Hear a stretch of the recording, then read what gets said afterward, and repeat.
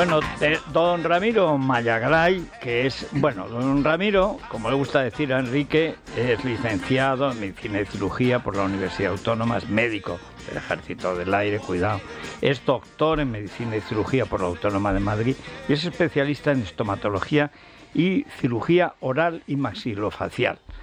Bueno, don Ramiro, muy buenos días. Buenos días, Federico. Hasta hace mucho tiempo, hasta hace casi diríamos 10, 15 años, cuando hablamos de un problema dental, siempre hablamos de la intervención en el diente, pero no en la mandíbula.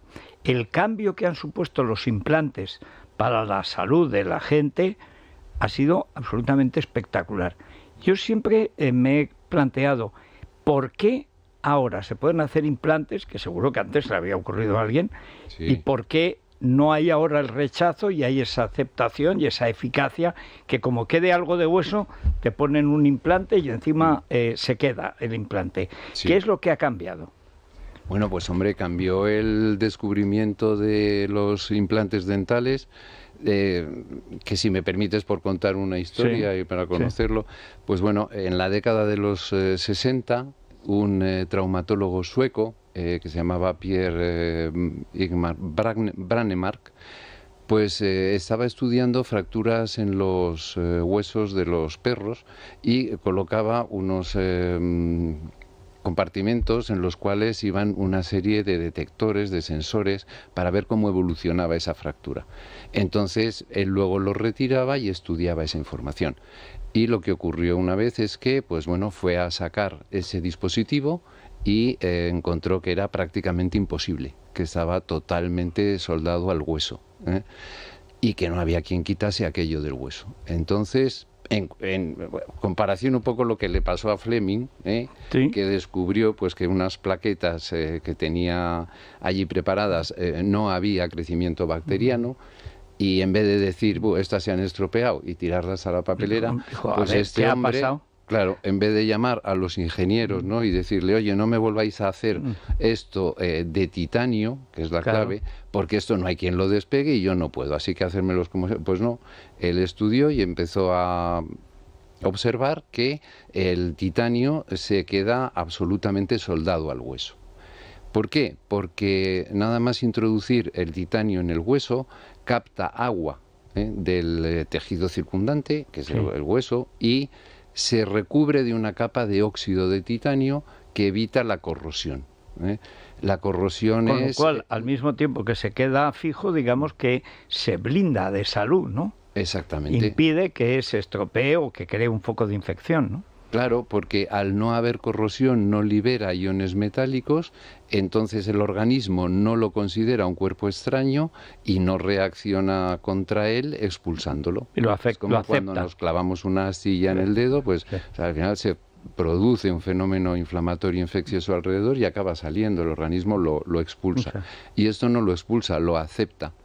Y bueno, pues de ahí, esto fue en la década de los 60, de ahí hubo un salto allá, decir, pues se le ocurrió, pues si hago una cosa cilíndrica o atornillada y la coloco aquí, pues luego puedo colocar un diente Puedo encima. atornillar un diente encima, claro. Y eso fue así, el primer implante... O sea que duró años.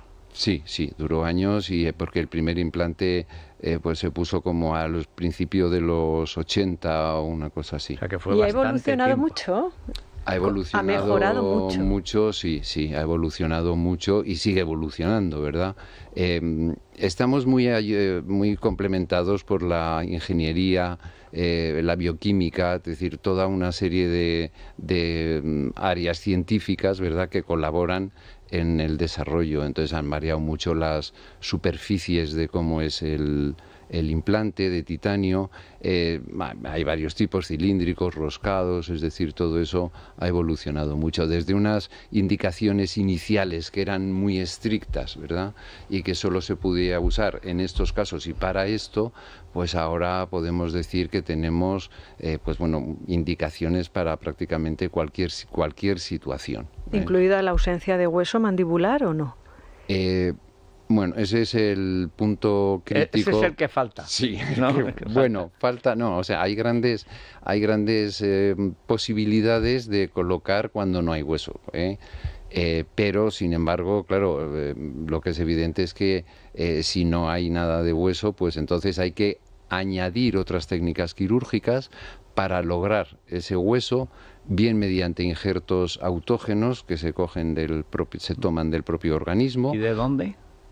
Pues se pueden tomar de muchos sitios. Se pueden tomar de la cresta ilíaca, pero es un hueso que, bueno, tiene una tasa de reabsorción elevada, pero existe y lo hemos hecho en muchas ocasiones. Se puede tomar de la calota, incluso, ¿no? Sí, que es más duro. Cráneo. Es un hueso más duro y además el origen embriogénico pues es el mismo, entonces se acepta mejor. Y luego, pues todo lo que son los biomateriales, que es como un hueso sintético, artificial. Que probablemente es el futuro. Bueno, es ya el presente. Sí. El presente. Hay un producto que está que está en experimentación, pero ya se está empezando a utilizar en neurocirugía, que es el hueso dentro de todos estos biomateriales. Un tipo es lo que llamamos el DBM, ¿no? Es el hueso de cadáver. Entonces, ese hueso pues se saca en unas partículas muy finas y se coloca y se activa luego con un producto y queda duro. Entonces, bueno, frente a la falta... ¿Se embalsama? ¿O como si estuviera embalsamado? ¿O qué es? Bueno, es un hueso que se extrae de huesos largos. No, es de cadáver. Sí, cadáver. Se somete a un lavado, por supuesto. ¿Y no hay rechazo? No, porque se somete precisamente a un lavado bacteriológico para que no haya ninguna infección, y si ese donante, que por otro lado es elegido, ¿no? Es decir, tiene alguna enfermedad, la pueda transmitir. Luego, por otro lado, para que no haya rechazo, porque tiene lógicamente una genética distinta a la que tiene el receptor, pues claro, es decir, hay que hacerle ese lavado inmunológico también. Y entonces eso, pues bueno, con unas técnicas, pues con láser, radiofrecuencia, en fin, unas técnicas complejas, pues se consigue que no se rechace y que no se transmitan infecciones. Es como un ligamento cruzado, ¿verdad? En la rodilla, sí, a lo mejor, pero directamente a la boca. Ese es el caso más desfavorable. Sin embargo, antes de todo eso, la técnica de la implantología en España está muy, muy avanzada y sobre todo muy asentada. Bueno, y déjenme preguntar una cosa. Sí.